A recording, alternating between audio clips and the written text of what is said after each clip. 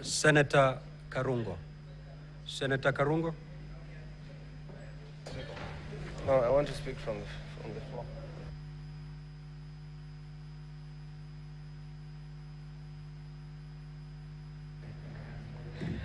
Thank you very much, Mr. Speaker, for the opportunity to oppose this motion. I stand to oppose, and I'll start from where I left by saying that children deserve the most honest and thoughtful answers. And allow me, when I give my point, to talk to my children and the children of patriots of this country, Mr. Speaker. Mr. Speaker, cutting off the neck does not cure headache, Mr. Speaker.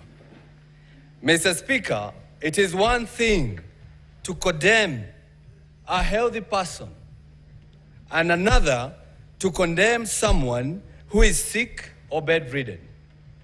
Today, we were told the Deputy President fell ill, and he requested for time for us to give him an opportunity so that we can hear him. But that opportunity was not granted because we're in a hurry, and yes, I think we are. I don't know to where. Mr. Speaker, this is an impeachment in absentia. And I believe, Mr. Speaker, without contradiction, that probably it is a flawed process, Mr. Speaker. And for some reason or at some point, I was not able even to know who we are impeaching. Is it the Deputy President or the Governor of Siaya, Mr. Speaker? Why am I saying that?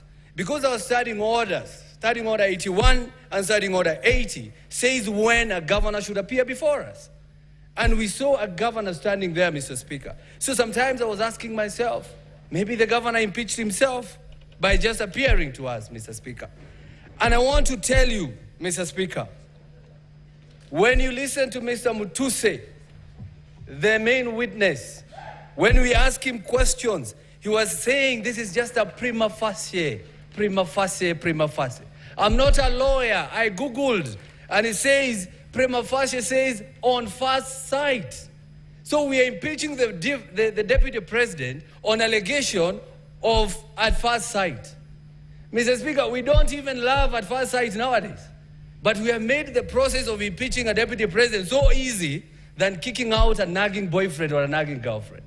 So I stand here from Kiambu saying that, Mr. Speaker, I'm not going to impeach the Deputy President because listening to the accusation here, they are not enough. They do not meet the threshold of removing somebody from the office. You ask Mutuse here, you had it. Mr. Mutuse, tell us. He says, I was not in an investigation journey. Mr. Mutuse, I just imagined. Mr. Mutuse, I don't know. Mr. Mutuse, I believe. Mr. Mutuse, Senate, believe me. Even if you don't believe me in one occasion or in one ground, just take the one that you love, Mr. Speaker. Mr. Speaker, it's sad that my brother, a person from my area or my region, the Deputy President of this country, is being impeached. And I want to talk to the majority leader, person I really respect, and also the senator for Bomet, Mr. Sigei. When we help to save a brother, remember us when we ask you to save our brother, Mr. Speaker.